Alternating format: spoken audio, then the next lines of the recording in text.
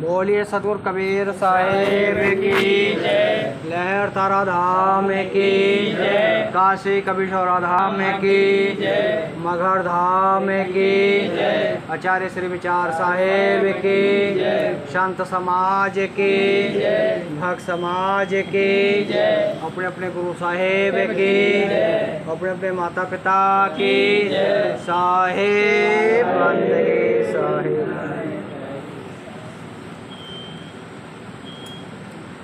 गुरु पूजा पर्व इस बार 10 जुलाई को है। क्यों मनाया जाता है या इसका कारण क्या रहता है? क्योंकि इतिहास में जो नैमिषार सीतापुर में पड़ता है, तो उस समय सभी देवी देवताओं ने, भगवानों ने मिलकर, व्यास मुनि जो ऋषि थे, संत थे, सब लोगों ने मिलकर नैमिषार में उनकी गुरु साक्षी मान के पूजा की थी। तो उसी अपने हिंदी रीति रिवाज में, हिंदू धर्म के अनुसार, उसी पुण्य तिथि से आषाढ़ पूर्णिमा को ही गुरु पूजा मनाया जाता है। और अपने सभी हिंदू रीति रिवाज के अनुसार सभी जितने भी गुरु परंपरा आश्रम चल रहे हैं, सब में आषाढ़ पूर्णिमा को ही गुरु पूजा मनाया जाता है। वैसे तो सभी लोग प्रतिदिन अपने माता पिता या गुरु की सेवा करते हैं, लेकिन गुरु की सेवा, गुरु की पूजा करने का विशेष दिन आषाढ़ पूर्णिमा को ही माना गया है। तो जिसको सद्गुरु भी कहते हैं, ध्यान मूलम गुरु मूर्ति, पूजा मूलम गुरु पदम, मंत्र मूलम गुरु व्याख्या, मोक्ष मूलम गुरु कृपा। क्योंकि गुरु की पूजा, चरणों की पूजा करने के लिए सद्गुरु ने कहा है। क्यों कहा? कि अगर हम किसी के आगे झुकते हैं तो हमारे मन के, तन के, धन के, बल के, जाति के, वर्ण के, कुल के सब अहंकार विनाश होते हैं। जब एक अहंकार विनाश होते हैं तो जब ही हमारा भक्ति का जन्म होता है। जब तक हमारे मन में अहंकार रहेगा किसी भी चीज़ का, तो हम किसी के आगे झुकना पसंद नहीं करेंगे। तो जो पूर्ण ऊर्जा मिलनी चाहिए थी किसी के आगे झुकने से, तन मन धन से, तो वो नहीं मिल पाती है। इसलिए किसी के आगे झुकने से, शरीर से सेवा करने से, तो हमारे मन के सभी अहंकार ख़त्म होते हैं और हम सत्य की खोज की तरफ जाने लगते हैं, भक्ति की तरफ जाने लगते हैं। ध्यान मूलम गुरु मूर्ति, गुरु का जो मूर्ति है, गुरु का ध्यान, जो गुरु ने जो मंत्र बताया है, जाप बताया, सुमरन बताया, उसका हम प्रतिदिन सुमरन करते हैं, ध्यान करते हैं। गुरु ने जो नित्य नियम बताए हैं उसका रोज़ करते हैं।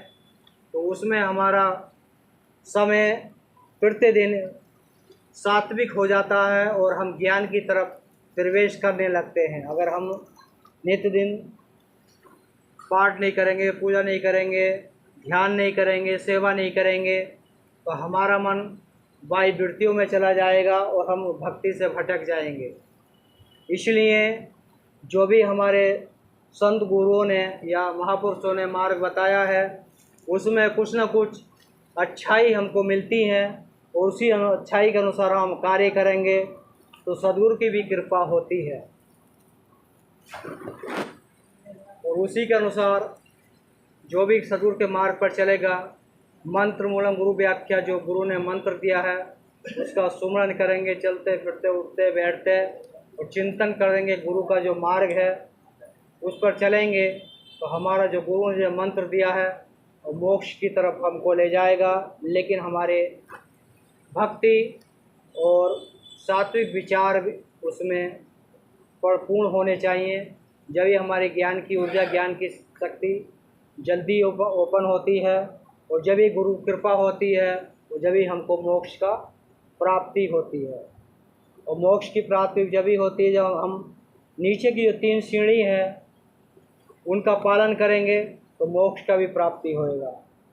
गुरु के आदेश का पालन करेंगे, गुरु के मंत्र का जाप करेंगे, तो सुमरन करेंगे, सेवा करेंगे, जब ही मोक्ष की भी प्राप्ति होगी।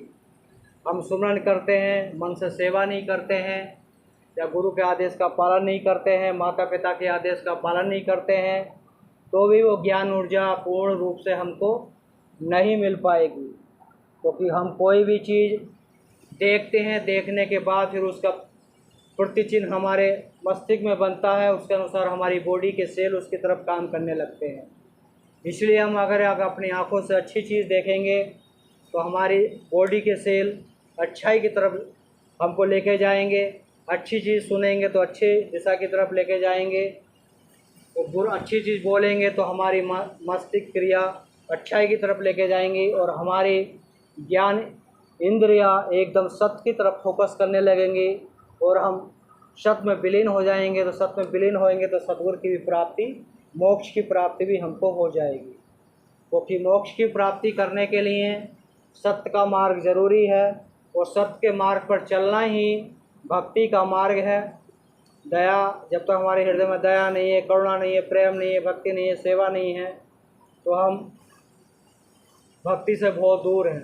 जो कि हमारे प्रति किसी के प्रति करुणा होगी, दया होगी, जब तो हम सत्यता के मार्ग पर चले जाएंगे। और दया करुणा नहीं होगी तो कठोर बन जाएंगे, तो हम अपनी वाणी से, वचन से, कर्म से किसी का बुरा कर सकते हैं। जब हमारे हृदय में करुणा रहेगी, प्रेम रहेगा, तो हम किसी का बुरा करने में नहीं सोचेंगे, अच्छा करने में सोचेंगे। इसलिए अपने हृदय में दया, करुणा, प्रेम ये जरूर होना चाहिए।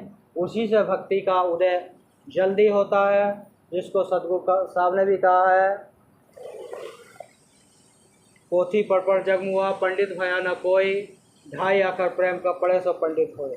तो सद्गुरु कहते हैं कि सभी संसार में सभी लोग वेद गीता पुराण पढ़ते हैं, लेकिन पढ़ने के बाद उनके अंदर जो जाति का, ज्ञान का, धन का, पद का, वर्ण का अहंकार काफ़ी भर जाते हैं। तो अपने से छोटे को या अपने से बड़े का या उनसे जो कम ज्ञानी होता है उसका सम्मान नहीं करते। ईसा उनके हृदय में रहता है, तो इसलिए उनके जो ज्ञान रूपी, जो भक्ति रूपी प्रेम का जो पाठ है, जो अक्षर है, और जो दया है हमारे हृदय में, अगर दया ही नहीं है तो फिर तो हम हर किसी को छोटा समझेंगे, उससे घृणा करेंगे। तो घृणा करने से हमारी भक्ति में विघन आ जाएगा, और भक्ति में पूर्ण सफलता नहीं मिल पाएगा। इसलिए अगर हम हृदय से, अपने कोई भी व्यक्ति अपने हृदय से बुरी आदतों को निकाल देगा, बुरे कर्मों को त्याग देगा, जिसको सद्गुरु कहते हैं नियत अपनी सुधार ले बस हो गया भजन, कर्म अपने सुधार ले बस हो गया भजन। अगर इसके अनुसार चलते हैं तो सद्गुरु की एनर्जी, सद्गुरु की कृपा हम पर जल्दी होने लगती है, और वो शक्ति हमको महसूस होने लगती है, अपने आप उसका पता चलने लगता है, जिसको सद्गुरु संतों ने ज्ञान शक्ति भी उसको कहा है, कुंडली भी कहा है, तीसरा नेत्र भी कहा है। अलग अलग महापुरुषों ने अपनी उसका व्याख्या किया है। इसलिए अपने हृदय रूपी दर्पण को हर समय ज्ञान रूपी साबुन से, भक्ति रूपी साबुन से, सेवा रूपी साबुन से हृदय रूपी दर्पण को सफा करते रहेंगे, तो हमारे हृदय में कभी भी आत्मा रूपी जो दर्पण है उस पर कभी दाग धब्बे नहीं लगेंगे। तो सद्गुरु की प्राप्ति या सद्गुरु के दर्शन हम कर सकते हैं अपने हृदय में, जिसको सद्गुरु कहते हैं मौकों का ढूंढे बंदे, मैं तो तेरे पास में। इसलिए अपने हृदय में ही उस परम तत्व को, आत्मा से परमात्मा की खोज अपने अंदर ही प्राप्त महसूस करने की ज़रूरत है, जानने की ज़रूरत है। और उसको महसूस करने के लिए हमको सत्य का मार्ग अपनाना पड़ेगा, भक्ति का मार्ग अपनाना पड़ेगा, सेवा का मार्ग अपनाना पड़ेगा, माता पिता दीन दुखी की सेवा करनी पड़ेगी, गुरु के रास्ते पे चलना पड़ेगा, जिसको कहते हैं गुरु गोविंद दो खड़े, काके लागू पाव, बलिहारी गुरु आपने गोविंद दियो बताए। सद्गुरु कबीर साहब ने भी गोविंद से, भगवान से, गुरु को बड़ा बताया है, क्योंकि गुरु ही वो मार्ग बताता है। क्योंकि हरि ने हमारे पास जब प्रकट हुए, ये हमारा जन्म हुआ, हरि ने हमारे साथ 5 चोर लगा कर भेजे, काम करो, लोभ मोह अहंकार। लेकिन सद्गुरु ने गुरु ने उस विकारों को हमको बताया कि भाई काम को छोड़ो, विकारों को छोड़ो, चोरी को छोड़ो, निंदा को छोड़ो, बेईमानी को छोड़ो, चुगली को छोड़ो, खान पीन शुद्ध करो। इसलिए गुरु हरि से बड़ा है, क्योंकि हरि हमें अवगुण हमारे साथ भेजता है, लेकिन गुरु जो है हमारे अवगुणों को दूर करता है और सद्गुणों की तरफ ले जाता है। इसलिए गुरु का जो मार्ग है हरि से ऊपर है। इसलिए गुरु मर्यादा, गुरु के आदेश के अनुसार चलना गुरु भक्ति है। अगर आप कोई भी व्यक्ति माला ले लेता है और गुरु के अनुसार नहीं चलता या माता पिता की सेवा नहीं करता तो भी उसके भक्ति में पूर्ण रुकावट आ जाएगी। इसलिए गुरु का जो सुमरन जाप मिला उसका भी सुमरन करिए, ध्यान भी कीजिए, माता पिता की सेवा भी कीजिए, तो उसके ऊपर जल्दी कृपा होएगी।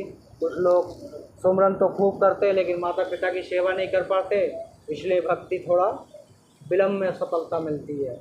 इसलिए अपने जीवन में आसपास के सभी वातावरण को देखते हुए, आसपास जो पास के अपने पड़ोसी हैं, माता पिता हैं, भाई हैं, सभी को संतुष्ट करते हुए, सभी से प्रेम का भाव रखते हुए भक्ति करेंगे तो हमारा जीवन जल्दी धन हो सफलता की ओर जाएगा और सद्गुरु की प्राप्ति होगी। वो आप सद्गुरु के दरबार में आए हैं, सभी के ऊपर सद्गुरु की कृपा रहे, सबका भक्ति में मन लगा रहे। ज़्यादा ना कहते हुए अपने शब्दों को विराम देते हैं। बोलिए सद्गुरु कबीर साहेब की, लहर तारा धाम की, काशी कबीरचौरा धाम की, मगहर धाम की, आचार्य श्री विचार साहेब की, संत समाज के, भक्त समाज के, अपने अपने गुरु साहेब के, अपने अपने माता पिता के साहेब बंदगी, साहेब बंदगी, साहेब। प्रसाद ले लीजिए सब लोग।